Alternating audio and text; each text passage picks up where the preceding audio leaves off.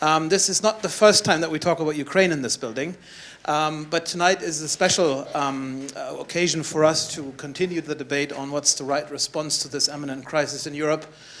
Because we have two things here, which we don't always have. First of all, we have book authors in the building.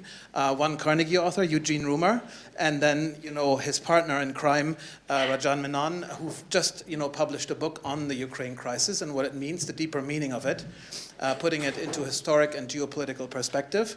That's the first thing, so we have a very good hook to actually get back into the debate. And then we also have the diversity of views on Ukraine in the room that the Carnegie Endowment has among its ranks, really.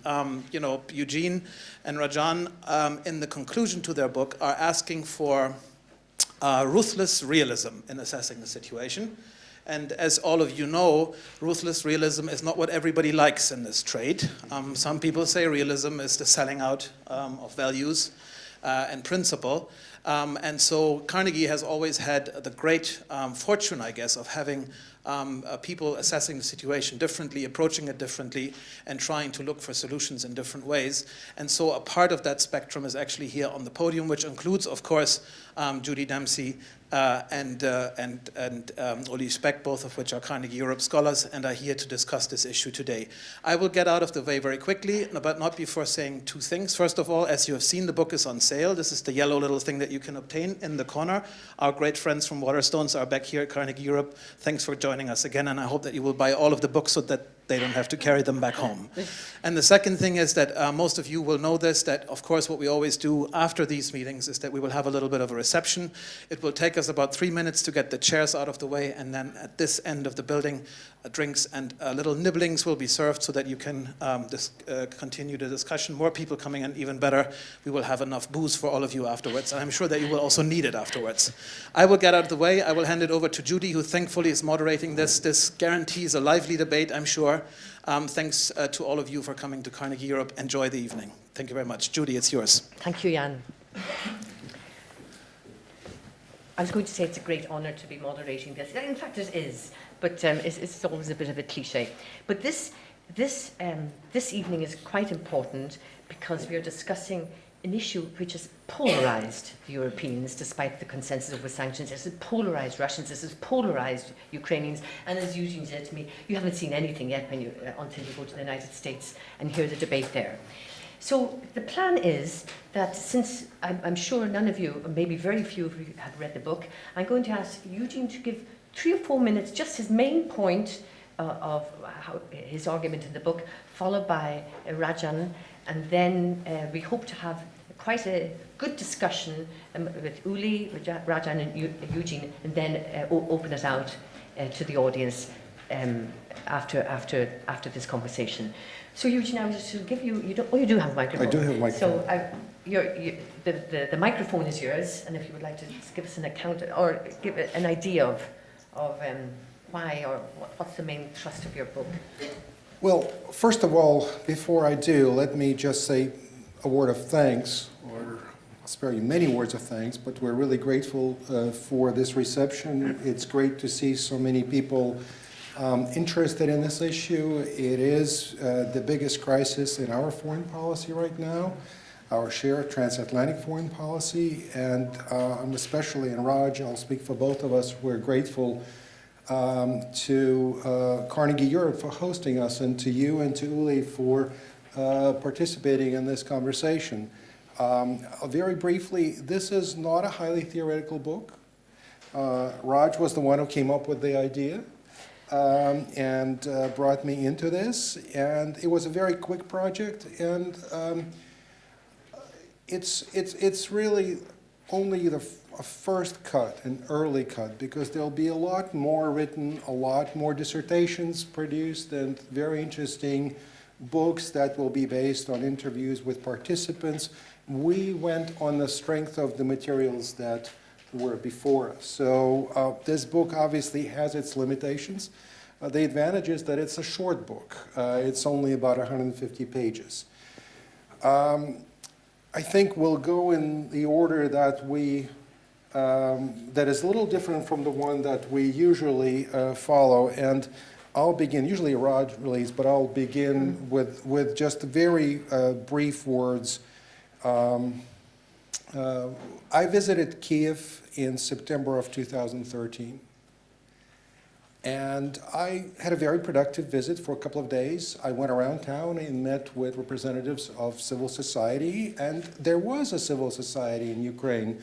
It's important to note that this was not a very vibrant, but an important element of political life in Kiev in those days. I met with government officials, I met with our embassy officials, and there was absolutely no sign whatsoever that something as revolutionary, as major as the Maidan revolution would occur only a couple of months later. And I'm convinced, we're convinced, I think we have some evidence for that in the book based on public opinion data, that really there were no signs that could be discerned in the political landscape of Ukraine that the country would change radically in the short amount of time. It also came as a surprise to other actors. Based on what we read, based on what we saw, it was a surprise to Brussels, and I use Brussels as a shorthand for Europe and European foreign policy leaders. There was no forewarning of the impending revolution for the Russians. The Russians didn't see it coming.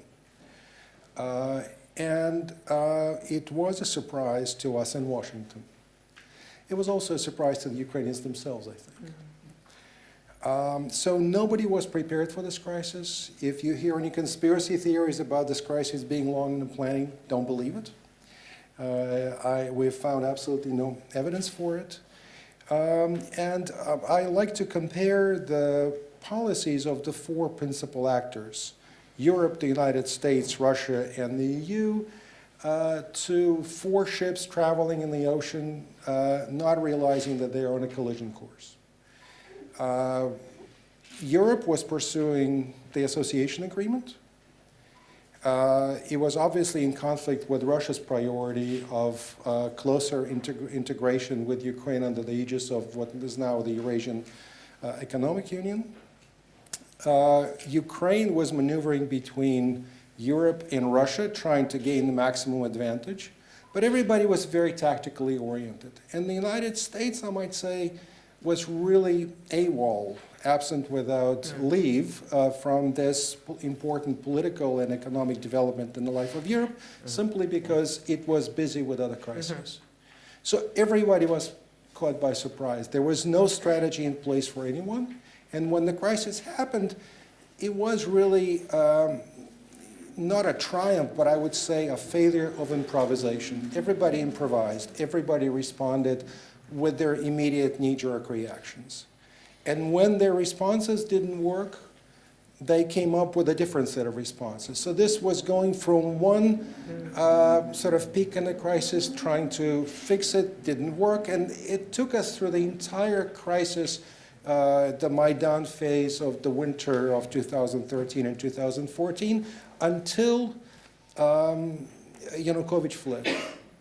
And at that point, I think Putin was surprised more than anyone else. And that triggers the response in Crimea, and that fails to work to bring Ukraine back into the fold, and that takes you into Novorossiya, it takes you into the armed conflict. And when that doesn't work, ultimately because, I think the Russians realize it's something for us to talk about, but the full military occupation of Ukraine is beyond the means of Russian military. We end up with a stalemate in Minsk I in the fall of 2014, which is not a satisfactory solution for anyone, but essentially it is the plateau that we have reached with this crisis, and this is where we're at.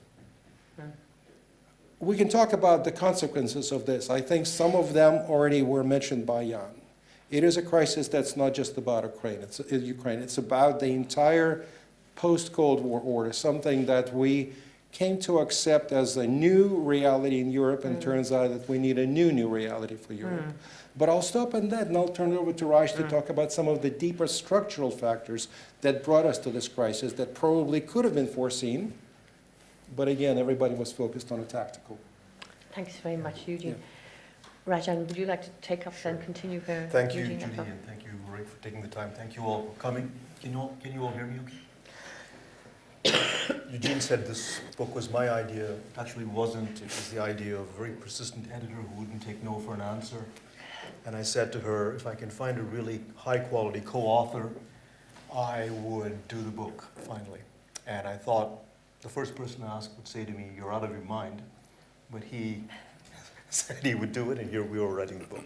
This is not a book of reportage that tries to tell you what happened every day. It's an attempt historically, strategically, economically, politically to contextualize the crisis. We're not fortune tellers. We don't know how this will end. We end with 3 possible scenarios. I think they end up very well. Let me make a few points very briefly. I've been studying the Soviet Union, Russia, and now what we call the post-Soviet states for about 38 years now. Next to the Cuban Missile Crisis, I would say this is the most dangerous crisis between East and West. In some ways, it's more dangerous because I can see a scenario developing where NATO's credibility to defend the eastern flank could be called into question, and the alliance's future itself could be at risk. It is an area in which Russia has enormous strategic advantages and a much greater interest, if I put it in terms of ruthless realism. Ukraine simply means more to Russia, strategically speaking, than it does either to Europe or the West. They can escalate faster and quicker than anything we can do. And if I worry about something, it is the possibility of a breakdown in the ceasefire that nobody wants, spinning out of control and creating a crisis that takes everybody to a place that we don't want. That's point 1. Point 2 is the European Union's engagement strategy. It was not a conspiracy, I think, to undercut Russia. It was an attempt to create the conditions for democratic consolidation and market reform and to build civil society in Ukraine, which for all of its faults has a considerably robust civil society. But I think the mistake, if I may be so bold as to say, that the EU made was that it failed to realize that the Russians never saw it that way, never ever saw it that way. They did not make any distinction between the economic integration of Ukraine into the EU and the strategic loss of Ukraine, which for them is far more important than any of the other post-Soviet republics. So no amount of reassurance could have assuaged their concerns. And when Georgia 2008 happened, I think it was a lesson for us that there was a kind of new Russian strategy in place. And when we didn't have any response to Georgia, we might have better anticipated, or the EU might have better anticipated, the United States may have better anticipated, if this project of EU engagement runs into Russian resistance, what would be the response? I think there really was no response. One final point. I think there is undoubtedly a conflict in Ukraine created by the military presence of the Russians. I think it is now beyond idiocy for Moscow to say we're not involved when we have satellite images and reportage showing that they're involved. The story that hasn't been told, and it has to be told delicately, because in Washington, if you tell the story, you're immediately accused of attacking Ukraine. Ukraine is an ensemble of a country that belonged to many separate empires. So culturally speaking, strategically speaking, ethnically speaking, it has parts that look in different directions. So the conception of relations with the EU, membership in NATO, the appropriate relationship with Russia is contested. You may recall that the first referendum for independence in Crimea occurred as early as 1992. In the Donbas, the first real flash that something was amiss happened in 1993 when the Donbas miners' strike quickly snowballed into a call for autonomy and in some instances for independence. So this is not a new thing, and there is a ground that Russia is playing in that gives it all kinds of advantages. You probably also know that while 2/5 of the Ukrainian population is ethnically Russian or Ukrainians who consider themselves Russified, if you will, 4/5 of them live either in Crimea or the East, which gives Russia significant advantages. I will close with this. I don't think this has been a great victory for Russia for many reasons, but one of the reasons is that while Russia is doing a great many bad things to Ukraine, this war is doing a great many bad things to Russia. It is turning it into a place that I find quite alarming and quite scary. And the long-term trajectory of Russia as a result of this war will be very, very bad. Thank you very much, Rajan, for this. Lots of things which I'm sure we'll question with, especially the whole idea of identity of Ukraine, of course. But we will go back to this. Uli, please. First, thank you for Pleasure. having me in this group. I enjoyed reading the book, and I recommend buying it. You will find lots of things to agree with, and perhaps, as me, certain things not where you're not fully convinced. But now in your presentations, there's not much I can disagree with. But I think there is maybe one point that you where you emphasize in your book is the EU engagement strategy and the question whether the EU has misread Russia before, in the run-up of the association agreement and the run-up of the crisis. This we hear all the time. It's the EU's mistake, not from you in that simple form, but in a way the EU should have known better. And I think the EU, my reading is the EU knew that Russia was not happy with that, and it was Putin's platform, the Eurasian Economic Union, when he came back to the presidency. And clearly there was a competing project, but it was seen as a competing economic project. And nobody expected, even Ukrainians, as you also mentioned, didn't expect this to become a security military issue. So I think we all stumbled into that. In hindsight, we can see that Russia was ready to cut the relationship with Europe and the US, or Russia thought it could have both. Keep Ukraine with all kinds of tools, economic pressure, military pressure, to bring it back into its sphere of influence, or however you want to call it, and keep the good relationship with the EU, because they thought it would be the same story as after Georgia. There would be some storm in the water glass, but after a certain time there would be a reset. And I think it came as a big surprise also to Putin that he lost this good relationship with Germany, or his very important relationship with Germany, which was always the key country for Putin since he gave his speech in 2003, or since he was in Dresden from 1985 to 1989. It's said that he's still reading German media, so he lost Germany. Yes.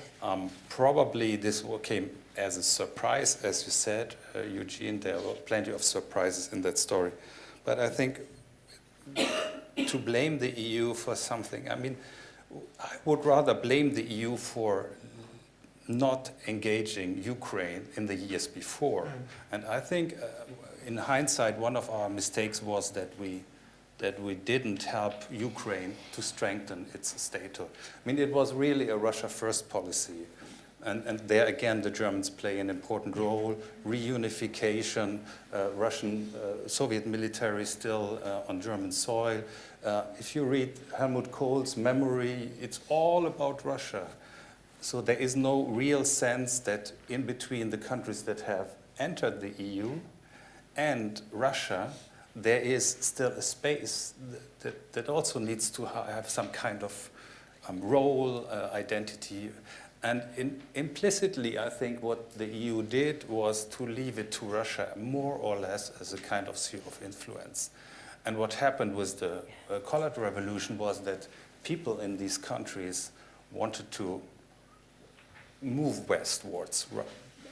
And what you had then was the conflict between the elites in these countries and the interest of many people to have less corrupt politics, to align with the EU market or to become part of the EU market. Ukrainians just saw what happened west, or Moldavians in Poland. So they wanted to join this space, and Russia in a way wants to retain this move westwards. So what the EU never had was, and Germany and France and Britain never had, was a real strategy how to deal with this space.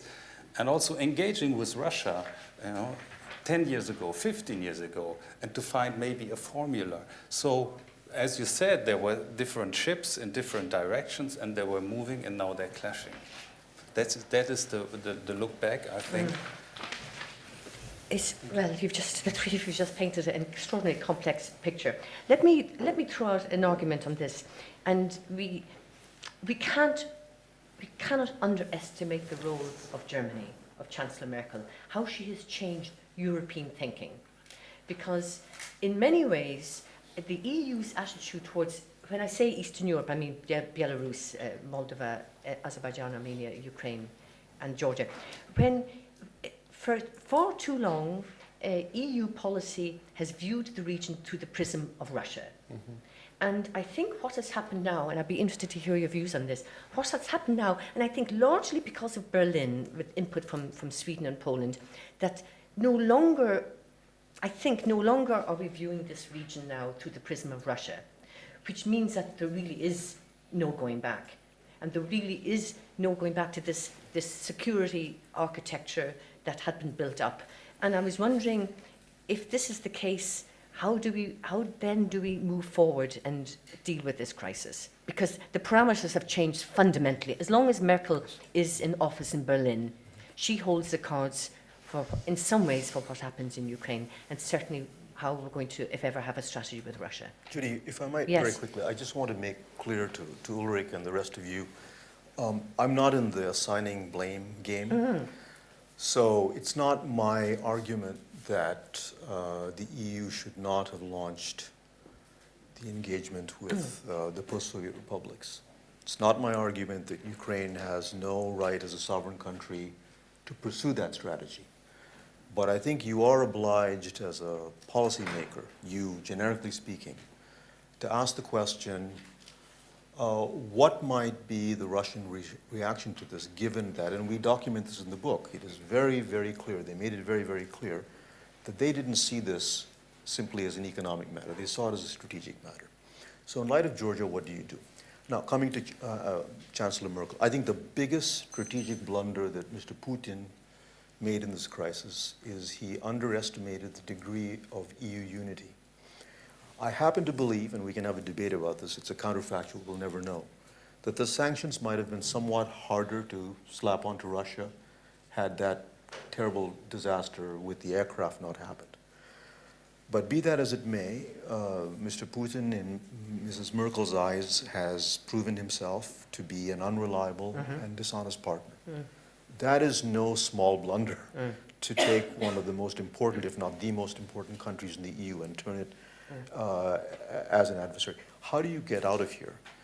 Well, one thing that's very clear to me is that nobody in Washington knows. I haven't met anybody in Europe who knows. I haven't met anybody in Ukraine who knows. No one knows. Maybe the audience will. But I do know this, that one can talk about reform and civil society and building institutions, but if this ceasefire breaks down and war begins, all of this is beside the point, because then all of us will be in a place that will be very, very difficult to extricate ourselves from. Yeah, if I may, I second Roger's point about not assigning blame. I actually think, if you really want to go down that route, I'm really not comfortable with the way my government has handled this crisis, especially in the early stages. I thought that there was very little forethought at the time and understanding, and there was a tendency to, at times, I'm sorry to say, inflame the crisis rather than try to put the flames out. There's, I think, in a way, if you want to assign blame, there's plenty of blame to go around. But it's not. Inflame the crisis? Sorry? What way did Washington inflame the crisis? To the White House or to the State Department, or both? Yes. Well, I mean, my sense, without getting into sort of the bowels of DC politics and policymaking, I think the crisis came as a surprise. And at the time I was still serving in our government, I think we fell on sort of old, reliable, predictable response. It's a revolution. It's a democratic revolution. We support it, and we'll be with those who are on the barricades. And I think that sent a number of signals to various parties that in many ways misrepresented our commitment to support the revolution, encouraged some actors to act irresponsibly, and I think inhibited ways to, efforts to perhaps diffuse it and reach some kind of a negotiated resolution to this crisis. So I think a stream of American politicians going to the Maidan and draping themselves in the Ukrainian and the European flags and promising, we're with you. I think that was at the very least a misrepresentation of what the United States is committed to do for Ukraine. Let me just say, if I may, a few words about whether a Russia First policy was really a policy of the United States government, because I served for a time in the 1990s in our government as well. Clearly there was a lot more attention being paid to Russia, and I think there was an implicit and at times explicit understanding that, if we get Russia right, and that's an arrogant statement in its own right, because it's very difficult to get Russia right. It's too big to be gotten. But if we kind of help Russia move in the right direction, then a lot of other things will fall into place. And Ukraine actually received a lot of assistance in the 1990s and was very much in the focus of our attention. So I would disagree with the notion that we perhaps at some point we gave up on Ukraine. I think perhaps when Yanukovych was elected and turned out to be the less than satisfactory leader that he ended up being, perhaps at that point we thought, okay, we've dealt with this crisis. But anyway. Well, if you go on the Russia First policy, you could see why, particularly because of the nuclear issue. Yes. And getting the nuclear weapons out of Ukraine and Kazakhstan. But this was very big things were done in the 1990s. Right. Judy, can I just add? Uli wanted to come in. Yeah, just the Russia First. I think it's not over. I mean, we are just we're seeing that Russia is abandoning the Novorossiya project, and what they actually are doing, to come a little bit to the present, is I think they have their interpretation of Minsk II, which is they can more or less write a new constitution for Ukraine, because this constitution has to be agreed with the separatists, and only after Ukraine gets its border back, according to Minsk. So they have a legal instrument, a legal tool. Putin has this, and he went immediately to the UN Security Council to secure this, so that he has something on the legal level, and at the same time he's building up the military in Donbas, so as a threat. So carrots and sticks. And so he tries now to convince the West to agree with his interpretation of Minsk. And I think there is, EU unity is there. Merkel played a huge role, I think a very big role, and that's also part of the weakness of the EU, that it so much depends on one person. But I think the EU, but maybe here are different views, but I think sanctions will be renewed in June.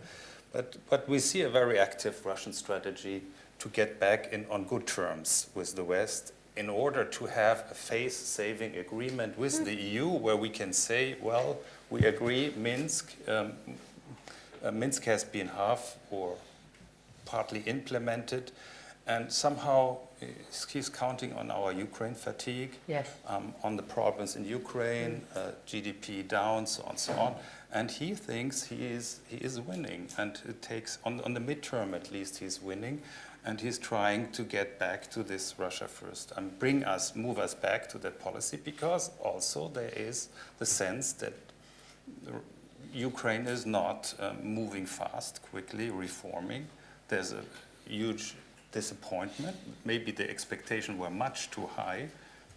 But I think we are not, this is not history. I mean, we can switch back Yes. to this mode, which is still But there. It's fragile. it's at very least. fragile, but it's no reason not to push the Ukrainians as far as possible to do the reforms. Of course, Eastern Ukraine is such a distraction. It's such a terrible negative distraction, and it can be switched on and switched off. Rajan, you wanted to come in. Before we get off this topic of Russia, first let me add. We're not going to. Let me add a dissenting note. Yes. I don't think that's entirely correct, actually. If you look at the period after the collapse of the Soviet Union, and I'm not here to, I have my view on this, but I'm not here to criticize NATO expansion or approve NATO expansion, but it's simply a fact that if you look at it from the Russian standpoint, the expansion of a Cold War alliance to take in East Central Europe and then 3 former Soviet republics was certainly fine to do, but that didn't strike Russia as a Russia first policy, I don't think. Furthermore, Russia, there had to be in some sense a Russia first policy because you're talking about a country of over, 134 million people with nuclear weapons and almost a dozen time zones. So by the very nature of things, there were certain things that had a U.S.-Russia component to it that didn't have a U.S.-Ukraine or U.S.-Kyrgyzstan. That's the ruthless realism. Right. So I don't know that we did everything through the prism of Moscow, because had we done it, we wouldn't have done several waves of NATO expansion, about which they made very clear. And the argument now in the United States is, well, this all became a problem because of Putin. Andrei Kozyrev in 1992 was the first person to make it clear that this was a problem for them. In 2004, Putin said Ukraine's membership of the EU would be beneficial Absolutely. to Russia because it would build a bridge. Yes. And this, what Eugene was just said, Yeah. Russia first because we want modernization of Russia, and then everything will fall in line. And then there's no more, it's not Russia versus the West anymore with NATO, founding act, so on. So there would be so many bridges that differences would disappear. But what changed? I mean, what fundamentally changed, I think, and it depends on who you talk to among Russian diplomats and experts on the EU, what changed was Moscow's perception of the EU. For so long, it was the trading. It was an economic club. And even when Poland joined in 2004, it was a bit tricky with the meat embargo. That was a test of solidarity in the EU. But what changed was the idea of values, the contagion of democracy. And the colour revolutions, Georgia, this was worrying Moscow. But the big prize, the big issue was values. Values is quite recent, actually, in the EU lexicon.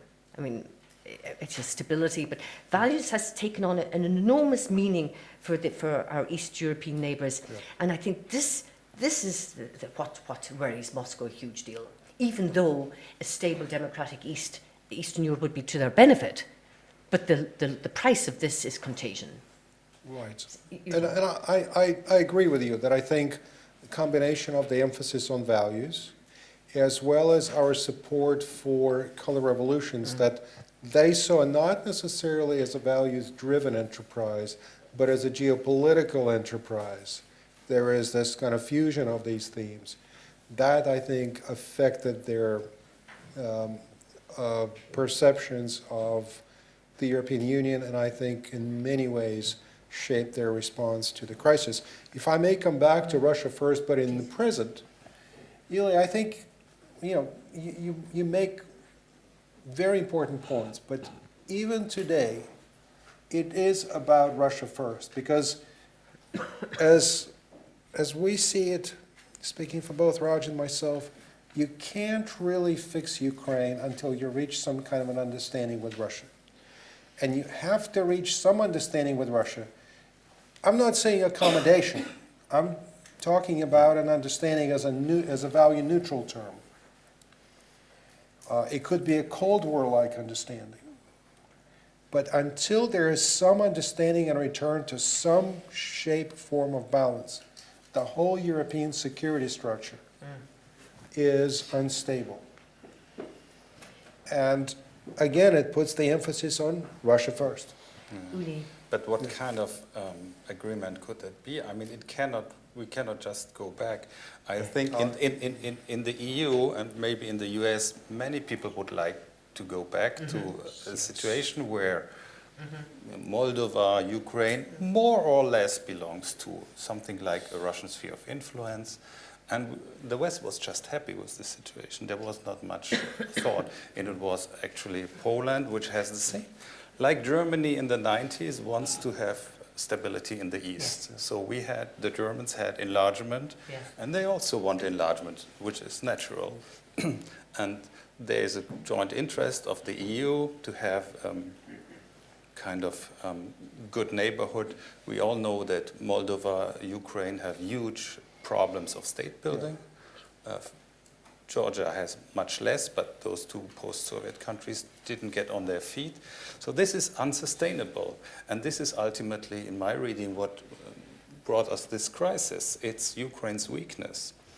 So I think if we want to fix Russia, we need Ukraine, because it's the main issue here is borders. It's clear borders. It's Russia must accept that it is living in a society of states, and states that have sovereignty, territorial integrity, and so on. I think if we have these shades of sphere of influence and so on, this is not, I mean, and maybe there we come to a disagreement, but I think this is not the European order that we are having.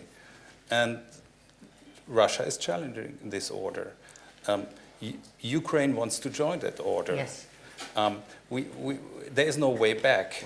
So in a certain sense, Ukraine needs to become part of that order. I mean, my view is that Russia has an overblown idea of itself. It has a huge ego and thinks it can still dominate its neighborhood like it could when it was much larger as the Soviet Union. So there's still an imperial mindset in Moscow. And what they have to understand is the same thing that Brits had to understand. I compare it with France. De Gaulle, who understood in a given moment that he had to give up on Algeria after a horrible war because it destroyed also France as a democracy. But it is, so many people died, and then he understood that time of empire is over, and France is a nation state with borders. And I think this is the process in which Russia is. So, and unfortunately, our job as the West is to help Russia understand that on that way. I don't think there's a way back to empire. I mean, then it's permanent war. If Russia wants to impose order on Ukraine, Moldova, it's not that the Europeans will fight against them. It's the Ukrainians and the Georgians. So yeah, it's not, just one quick point on this. If you take your point to its logical conclusion, this an imposition of Russia on its neighbourhood breeds its own source of instability. It's not sustainable. It will be stable through pressure for a short while, but it's simply not sustainable. Because it's not delivering on the economy, on but state also, building. But also a younger generation. I mean, the globalization has changed expectations and aspirations as well, despite the terrible slow pace of reforms in Moldova. Belarus won't remain as it is for years. I mean, the change will come, but Russia cannot stop that change. And there we're back to the question again. I mean, how do we change the dynamics of this relationship between Russia and Ukraine? So just two observations, if I might.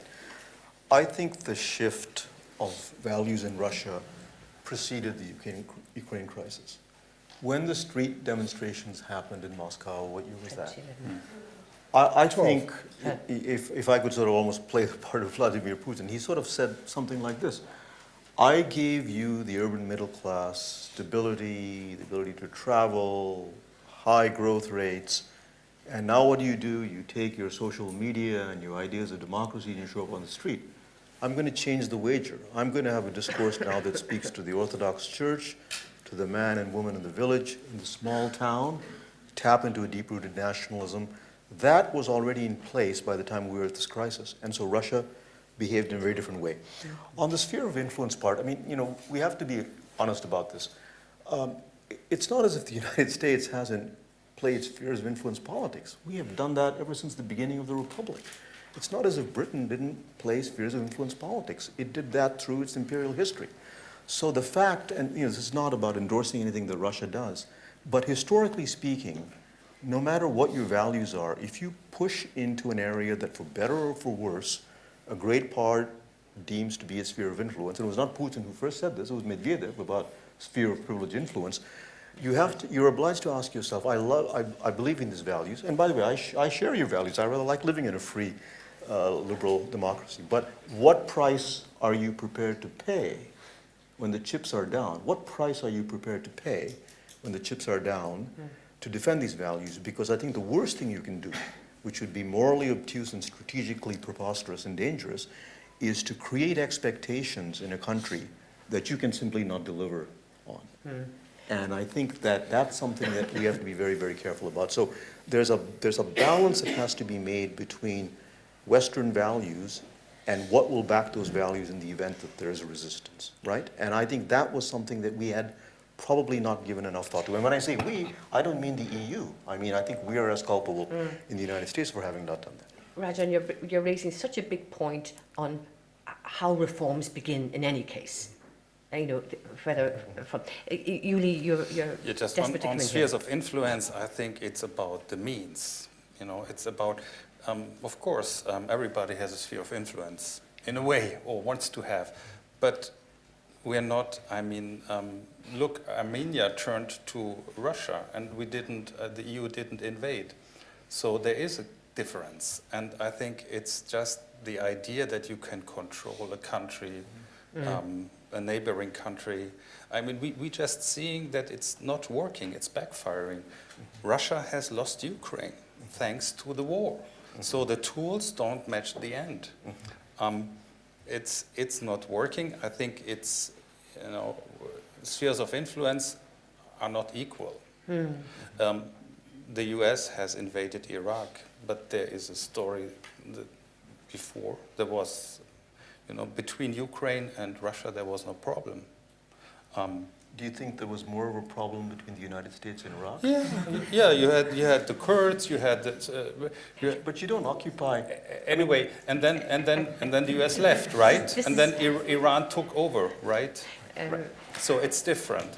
But this is a long debate about the means. But I think the other point about creating expectations is totally right. And I think if the EU made a mistake, it was adopting a policy, the Eastern Partnership, without really putting its power behind. I mean, capitals just signed up here. Foreign ministers were meeting in Brussels and were saying in 2008, let's do this, Sikorsky and build proposal, Eastern Partnership looks good, we need to do something for the East. But neither Berlin, nor Paris, nor London thought about what it means and that there is a political element to it. And that this means change in these countries. It means challenging the political structure in the countries and also the relationship with Russia. So it was under-politicized. Yes. So I think, one observation, I think the fact that the idea of the Eastern Partnership was proposed and the partnership was being led by Radek Sikorsky and Carl Bildt was not lost on the Russians, because both these very prominent politicians and policy activists have a certain reputation in Russia. So I think that gave, especially I think with Radek Sikorsky being on the cutting edge of it, I think that gave the Russians the sense that this was more than just about values. It had a clear geopolitical dimension to it as well. That's point one. Point two, Yuli, I agree with you absolutely that Russia has to understand that we live in a different century, that this is not the 19th century, which is what I think the kind of underlying philosophical or ideological conception is of Russian foreign policy. They would like to see Europe, Eurasia, really this is their neighborhood, to be kind of run by a concert of great powers with other small nations falling in place as satellites and basically, kind of like children, be seen but not heard from, and take instructions from the major capitals. That's their vision, I think, not always expressed overtly, but I think you can read it in statements such as the sphere of privileged interest, as was articulated by Medvedev, and in their actions as well.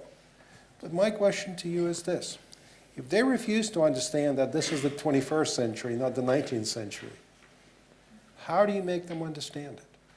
There are two ways of dealing with this as a challenge, perhaps a threat, certainly a challenge, to what we now take as the established European order. One is by force, which we're not prepared to do. And if we, that's another issue, we'll probably get to it, if we supply weapons to Ukraine as a means of deterring Russia, that raises the question of, how far are we prepared to basically contribute, how long are we prepared to contribute to Ukraine's destruction for the sake of getting Russia to understand? And the other is some kind of persuasion and perhaps accommodation. I don't know of any other way. And the other is diplomacy. But diplomacy always means persuasion and accommodation. I think and I don't know. Yeah. I don't know the answer. I think we're all struggling groping. I think what we're having now is that they don't believe we're serious, the Russians. They think they can turn this around. And there's a problem in credibility on the Western side. The economic sanctions, I think they are good. I think they are sending the right message that the West is united and is very well coordinated, these sanctions. They're tough enough to make a difference. So, and I don't think that Russia wants to be isolated. I think Russia is pretty isolated in the moment from Europe, U.S., and China has only the position of a junior partner for Russia. That's not really interesting, and it doesn't bring all these advantages that they have. Europe as a good customer, delivering technology and so on. So I think they want really to have the good relationship back, and this is something where we can use. And we're doing it, but we're not on a level yet that they really think on the other side we're serious. Just, Eugene, once again, just one thing. But you see, the Ukraine crisis has changed our idea of security as well. Not just leaving aside the post-Helsinki final act or the post-Cold War. Look how the Commission is dealing with energy security. So even if some countries in the EU did want to go back to the status quo, it's impossible. We've gone Russia has galvanized a consensus in the EU that we've got to weaken this tie, which is very interesting. Eugene, you wanted to say something. I think we should open it out to the audience then. Okay. So, I don't know what is on the minds of key Russian policymakers. Everything we hear coming out of Moscow, and on the few visits to Moscow that I've had in the past year or so, we hear that the circle of policymakers is very small, that it's Putin and his immediate entourage. Right? So I can't speak with confidence that Putin was prepared or was not prepared to break the relationship and how much he values the relationship with Europe. I think it was a big step. I think Putin is, he's a hard realist, maybe too much so. Ruthless realist in many ways. Darwinist. Perhaps, yes. And, I don't want to underestimate his ability to understand the consequences of what he was doing, because after all, what he did with the occupation of Crimea and then subsequent annexation of Crimea, he upturned not just the post-Cold War order, he upturned elements of the post-World War II order. Yeah. And he must have known that this would lead to a major break with Europe. So I think this was a calculated decision, perhaps a panicky one, but a calculated one. And I think he's committed to stay this course. I'll stop at that. Now, I'm going to open this up to the audience. I take 3 questions, sets of 3 questions. Please keep the question focused. I don't really encourage statements. And 1 question per person. You were first, please. Please identify yourself. Thank you very much. Well, would you discourage me to speak at all? Because I would like to make I would like to make a comment, not a question. I work in the External Action Service in the Russia division, and I would like to ask to make 3 comments. Could I ask your name, Be it please? Krasimir Nikolov. I'll be very short. First, on the surprise, which is at the beginning of the discussion, I would disagree at least partially, because I myself followed the debate on Black Sea cooperation in the years 2006, 7, 8, where there were numerous studies and debates about the opening of the Black Sea, Yes. and a very respectable study by the late Ron Asmus and many others. I remember. And in all of them, when security issues were discussed, the problematic character of Crimea was always emphasized, always. Everybody was saying, we have 1, 2, 3 conflicts, Crimea will be next. Okay. Second, on Russia first. I think this discussion proves the theory of Russia first, unfortunately, because the discussion is on the occasion of a book about Ukraine. And Conflict in we Ukraine. only hear about Russia, or mostly. However, I disagree with the thesis that the EU policy was about Russia first. In my view, it was about enlargement first. It was about transformation first, and about the natural waves of transformation from Central Europe, Eastern Europe, and then Russia. And third, That was the third one. no, that was the second one. The third one, I would express surprise with the statement that every country has spheres of influence as far as it can, and only the means are different. It's a pity that on the podium there are no speakers from small countries, because they will have different But we're going sensitivity. to have small countries here asking And questions. I would like to emphasize that Merkel earned huge respect in February because she refused to discuss the conflict without Poroshenko. Indeed. Excuse me, I'll finish. And the role of the European Union as the only non-statal actor is the role of a normative actor, which does not by nature adopt the realpolitik discourse and realpolitik policy and geopolitical arguments. This is the factor that we should not forget in thinking also about the future. Maybe the EU should think on geostrategic issues as well. We can go back to this issue. Please identify yourself and what's your question? Thank you. My name is Alexander de Jager, and I work for the International Committee of the Red Cross. I'm very grateful to hear actually a balanced debate about the conflict in Ukraine. I was in Donetsk myself in January, February, so it's good to hear actually this balanced debate. Now my question would be, tonight we didn't discuss the humanitarian consequences of that conflict, which are massive. Many people have lost everything, many people are on the run. And what is very important for us is to know what will happen next. I don't mean within 5 years, but like within a couple of months. I would like to ask the speakers, what is your projection for the next couple of months for the situation mainly in Donbas, if I can say. Off the record.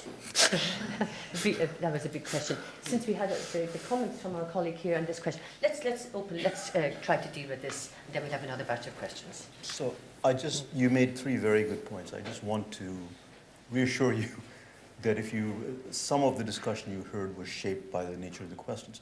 There is a great deal about Ukraine in this book. There's a very long chapter. There's a long chapter on Ukrainian history, the Ukrainian political system, Ukrainian elections, central and local. So if you're looking for detail on Ukraine, and you're very well informed, so there's nothing we can tell you that you don't know, you'll find it. On spheres of influence, I want to make sure that I'm understood correctly. I'm not saying that it's a good thing that big countries do nasty things to weaker countries. I'm not saying it's a good thing that countries push spheres of influence as far as possible. But I guess that You know, this globalization rhetoric can sometimes get out of hand. I think that there are many things going on in the world. There's globalization, there's regionalization, there's fragmentation of countries, there's balance of power politics. You can see what you want in the world if you have a particular point of view. I wish, in fact, that the nature of international politics has changed as radically as some people believe. I don't believe. So the challenges for a Western democracy are to say, how do we remain true to our values, right? And how do we keep our commitments? And balance the strategic consequences of doing so. Because at the end of the day, you are obliged to come up and face that reality. There is simply no getting around it. And so this is where, do I want Ukraine to succeed? Absolutely. Do I leave Ukraine having spent about 10 days there with a sense of hopelessness? Absolutely not, actually. I'm quite hopeful about it. But they're caught in a very, very dreadful situation. And nobody quite knows how to break out of this. And in the end, I come back to Gene's point, however much one may bemoan this fact, I cannot see an end to this that, consistent with Ukraine's sovereignty, consistent with Ukrainian participation, some arrangement is made of a diplomatic nature that involves Russia. I just don't see it happening any other way. Did you want to come in, Yuli, briefly? What will happen next?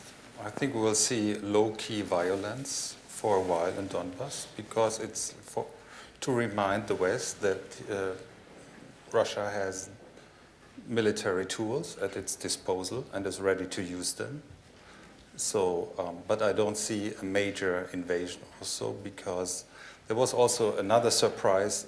We all don't know what Putin thinks, but we can assume that Russians or the Kremlin might have thought that if they enter eastern Ukraine with their proxies or whatever, that people more or less fall on their sides. And there was this famous OSCE incident where people have been asked, do you want to go on the Donbas rebel Russian-controlled side or on the Ukrainian side? And 90% or so people went to the Ukrainian side.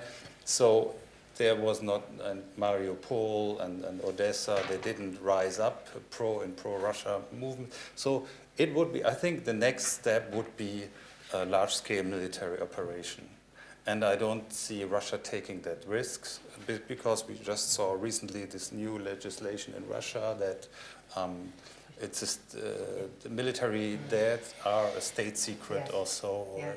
And I think Putin is now more on the diplomatic level trying to manage sanctions. I think the sanctions are important for him, and he has rather this carrot and stick approach with military power in reserve.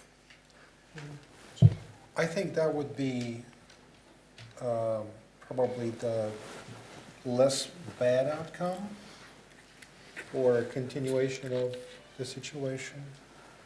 I'm not reassured by our understanding of what Putin's logic is. If we look at the record of the past 18 months, I think he has defied fairly consistently our logical assumptions about his priorities. A number of people thought that, I was one of them, frankly, that he would not upend the entire European security order for the sake of, I'm not sure what, grabbing Ukraine didn't really exactly happen. So I thought that he was too invested in it. I didn't think that he would actually annex Crimea. I thought that in Crimea we would see over the long term something similar to what we have seen in the South Caucasus with Abkhazia and South Ossetia, or Transnistria, this geographically perhaps more appropriate, closer example.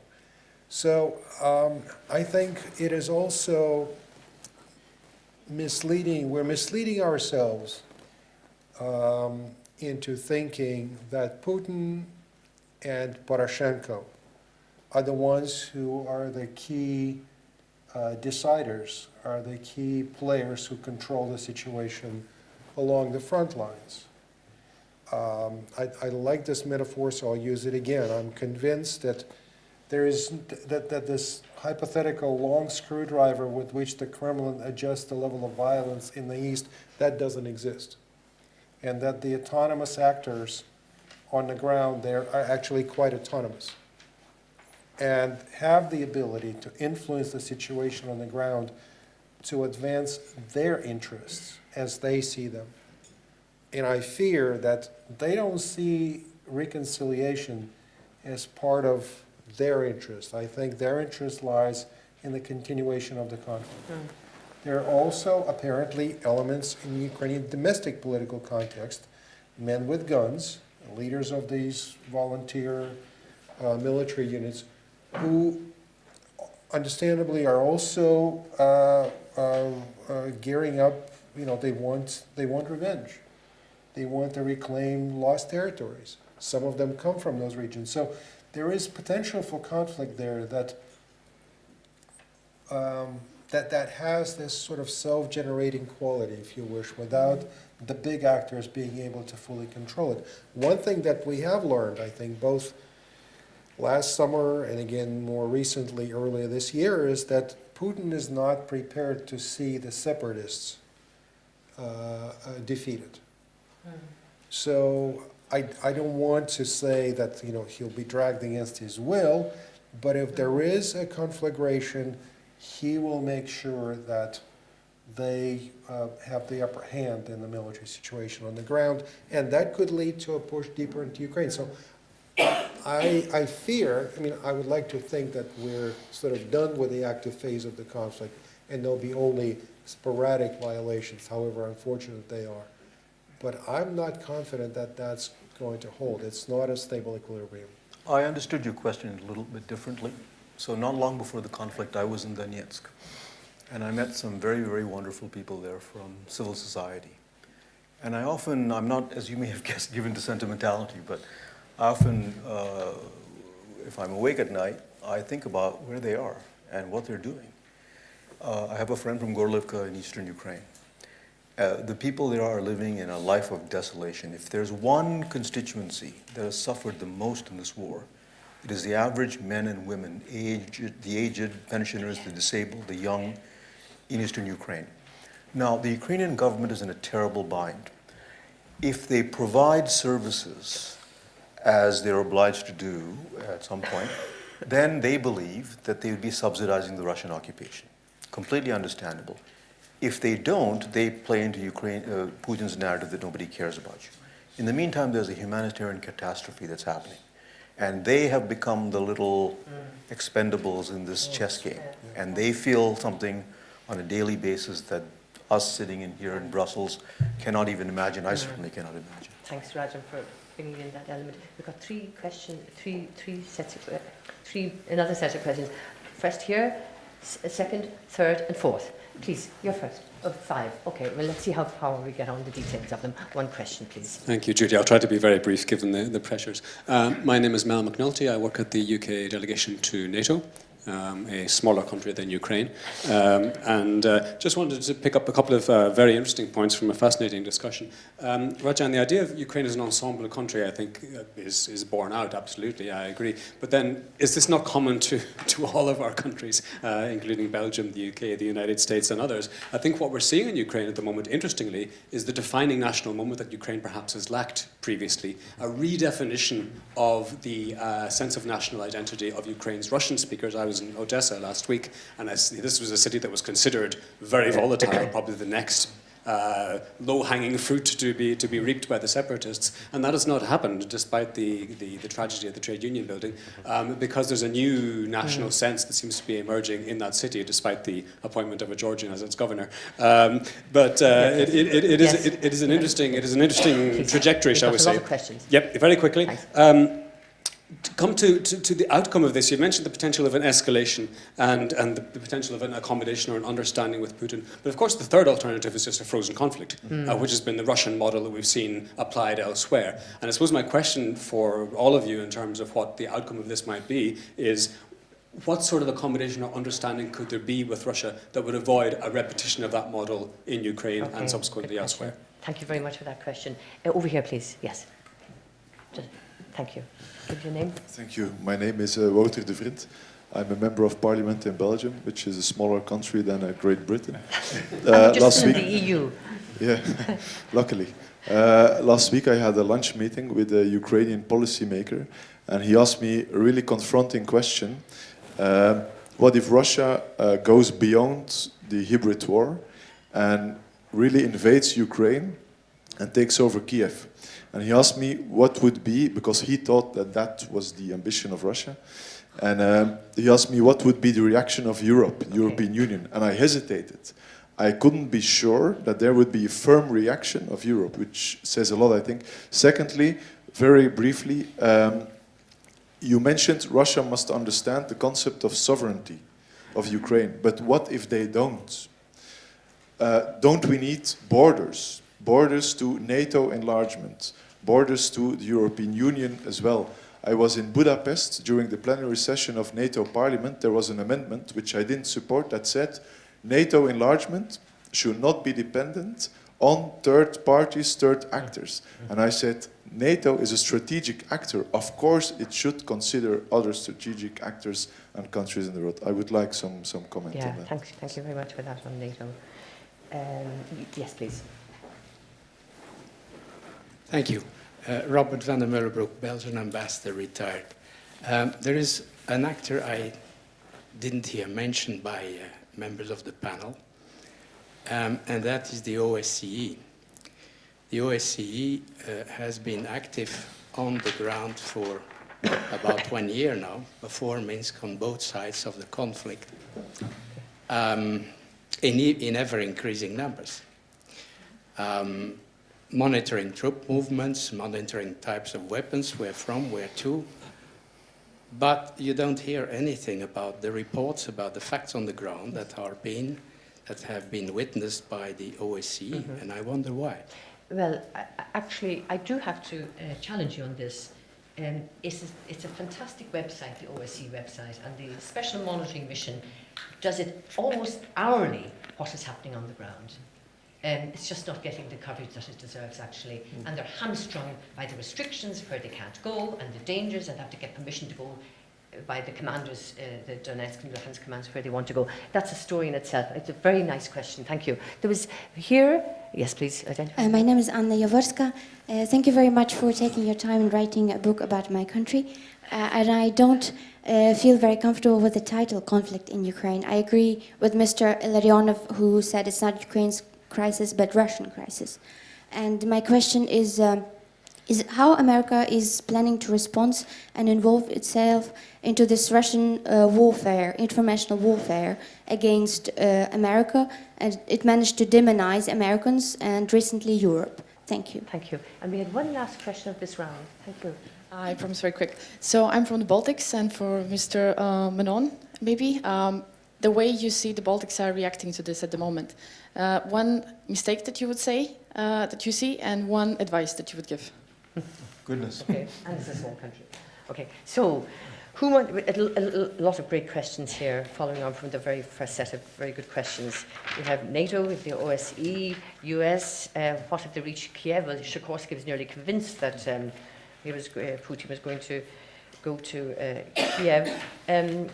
Eugene, what if, well, I think EU and U should speak about Europe's reaction if Russia moves deeper into Ukraine and occupies Kiev. I think it should come from you two. I'll let Uli do this then. Uli. Okay. And then Jean can pick protest. No, nothing military. I mean, it's obvious. We defend NATO borders, but beyond NATO borders, there is no EU. There is no NATO. I mean, more sanctions. I think Ukraine. I cannot imagine Russia going to Kiev without having a major war in Ukraine. Yeah. So this would be an entirely different situation. It would be open warfare from Russia. It's beyond my imagination, but the conflict that we're having now was also beyond my imagination. Yeah. And that's what we learned, surprises. Okay, should I just say something about that? Okay. Well, let me, if I'm on this, perhaps it's appropriate to jump in and say something about U.S. policy. Please. And look, you know, there is a lot of pressure in the United States on the Obama administration to supply lethal weapons to Ukraine, but they haven't resolved, to make that step. I think if there is a new offensive by Russia deeper into Ukraine, if there is an assault, let's say the long expected assault on Mariupol, I think this could tip the scales for the administration. There probably could be a new round of sanctions, although I'll be honest with you, sanctions are a very tricky tool of our foreign policy, which is fraught with unexpected consequences. So in the financial sphere, I think a number of experts I've heard say that we may be reaching the point beyond which deeper financial sanctions may not be desirable because they're likely to inflict more damage on Western economies, and the consequences for the global economy could be difficult. There is, of course, the question of cutting off Russia from SWIFT, the banking notification system. But a number of people have said that this could actually be quite destructive beyond Russia. So I think that will be a very difficult conversation for Washington. I think there is a lot of commitment in Washington to maintaining a united front with Europe, to make sure that the policies from Brussels, as well as from the individual capitals, key capitals, Germany, Judy in particular, are in sync and that we not break ranks. So I think there will be a lot of fast and furious diplomacy. There will be a lot of very inflammatory rhetoric, probably weapons, and I don't know about the outcome of further sanctions. I think that's to be debated. We'll see. It's just very difficult to predict. In general, I don't expect the policy of the United States toward Russia to change. I mean, there'll be more assistance to Ukraine, although I don't expect a whole lot more assistance to Ukraine. We have basically together outsourced that to the IMF. They're in the lead. But I just don't expect a whole lot of changes for the remainder of the Obama administration. I think some new radical solution, if it's to appear, will have to come from whoever is elected in 2016 and occupies the White House in January of 2017. I think that's it, really. Rajan, yes. don't forget our pros and conflict. Oh, can I just make one point on third parties? I wanted to come back to it. Actually, the original NATO enlargement study, which I think was finished in 1994 or 1995, I believe contains language on third parties because at the time it was a concern that Russia would possibly not recognize Baltic territorial integrity, territory of the Baltic states that would not, I think at the time there may have been some troops still. So it was, I think, stated in the 95, Simon, you probably know this by heart, in the 95 study, that, these kind of territorial disputes and conflicts should not in and of themselves be an impediment to NATO accession. Rajan, So, thanks for as a patience. general statement, once armored columns are on the move, sanctions and diplomacy don't stop them. Because people who initiate such a roll of the dice decision have discounted that. They've taken into account all of those things. So you can have as many diplomatic démarches and sanctions, you have to meet it with counterforce. Now the question is, who meets it with counterforce? Some years ago, we had an agreement in NATO that countries would reach 2% of defense spending. At this point, 3 do. 2 of them are doing it to hedge each other. You know who I'm talking about. So we've done an abysmal job of creating a contingency where you have economic power and soft power, but that doesn't do the job. So this is a wake-up call for NATO as well. To your very good point, I didn't mean to suggest that Ukraine in any way is unique or pathological for having these differences, only that it is a country that is very diverse and has many tendencies. It has the unfortunate fate of living next to another country that is more powerful and is willing to twist and turn and exploit those divisions. That's my point. Not that there's anything strange about Ukraine. If you go from New York, where I live, to Mississippi, you could be in 2 different countries. On the Baltics, I would say that the only thing that, if you're talking about a military threat, the only thing that can be done to defend NATO's eastern flank is for NATO to get its act together and to be able to airlift a division within about a month's time and put it on the ground. At this point, only one country can do it, that's the United States. That's unacceptable. From the standpoint of the United States, I will tell you, this idea of lackadaisical European defense spending is not going to stand anymore. We have too many problems at home. We have a contingency in Eastern Asia. There are going to be drawdowns. The other thing that you need to do for a military response of some kind is until those reinforcements arrive, because the Baltic countries combined, even with Poland, cannot defeat the Russian army. What you can do is raise the price that they will have to pay. Let me give you an analogy. On a force-on-force war in the Pacific, the United States military will still defeat the Chinese military. But what's changed? They have steadily, over time, raised the cost that we have to pay in order to have our way there. And so you don't have to have equivalence for deterrence. You simply have to raise the level of risk and cost that countries are prepared to pay. Rajan, thank you very much for this.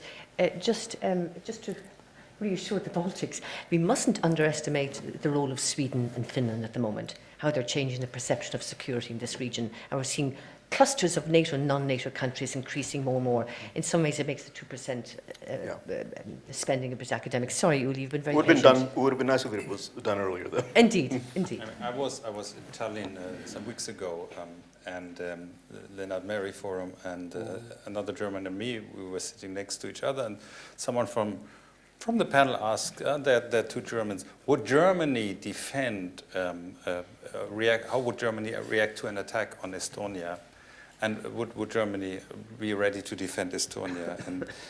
And we were just, for a moment, we said yes, but anyway, I think deterrence deterrence is not. I mean, during the Cold War, it wasn't clear that everybody would respond. It's just as you said, it's raising the risk, and if it's unclear whether Germany would respond, that's already has a.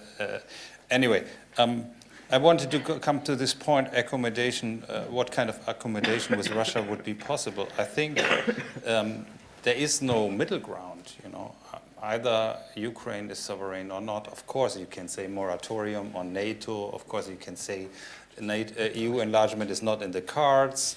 You can do all things, say nice things to each other. But fundamentally, it's about who's controlling the government in Kiev, and what is the space, and we have, I mean, this is in the UN Charter, we have a state system and a kind of order. Even small states, even Luxembourg and other countries, Singapore, they have certain rights, and if de facto Russia denies these rights to Ukraine, there can be no accommodation. There can only be defeat. I mean, in that case, the West could agree that, have a face-saving solution. Yes, Minsk too, and there's a great grand bargain, and we mix something together, so on. But I think sovereignty is indivisible to a certain extent. No, it's for compared to other countries. Eugene. So, we don't know what the terms of accommodation might look like eventually. And in this conversation, Yuli, especially if you say that sovereignty is absolute, accommodation sounds like a dirty word, but I'll use it anyway. The Russians have repeatedly, in different fora and from different spokesmen, in different variations too, have come back to three requirements that they see as necessary for accommodation in Ukraine. One, the absolute guarantee of no NATO enlargement to Ukraine, or Ukraine not joining NATO. Right? Two, some form of reconciliation between the terms of the Eurasian Economic Union, or the customs union that exists there, and association agreement / free trade agreement. And three, internal arrangements in Ukraine that provide for, again, the definition is vague, but autonomy, decentralization, federalization, but something that would create a substitute for Crimea, essentially, as an outpost of Russian influence in Ukraine in the eastern parts of the country. I think nobody. I mean, the problem here is that No idea how in the West nobody believes that this is really about this. I mean, these three things, which would be relatively easy to accept. I think it'll be very difficult to accept that. But those three conditions amount to vetoes of sovereignty. Yeah, And those three conditions amount to Ukraine not being an independent country, choosing which direction it wants to go. Ooh. You know, you can have a moratorium. I mean, there is this NATO promise, yeah. In a way, one day Ukraine will become NATO member, but you could agree that the next 10 years, informally, that there is no effort. The Ukrainian side could say that. The EU side has already said that there is no EU perspective in the next future, more or less. And of course, there will be a new Ukrainian constitution with more decentralization. And I don't think that they fight a war over these conditions. I think it's much more, it's about the structure of governance in Ukraine, whether it will be run by proxies from Moscow. And that is the issue. Control over the political space in Ukraine, as it has been until 2004, and to a certain extent also under Yanukovych. I'm afraid, well, I'm not actually afraid. We have to, however, wrap this up. I mean, just listening to the people who ask questions in this great panel with Ulrich and Rajan, Menon and Eugene Rumer, thank you very, very much. I'll just say one thing. Ukraine can't afford to fail. It really can't. And it would be tremendously dangerous and depressing and so unpredictable if Ukraine did fail. And this is what's at issue. And this does not require a Russia veto to decide whether it should fail or not, but it's trying clearly to contribute to this failure. Thank you very much for being a terrific audience and reading questions. Thank you for a wonderful panel. And as you say, the book is out here. And there's a reception. If you just a few minutes, clear the chairs, and there is a reception over there. Thank you very much.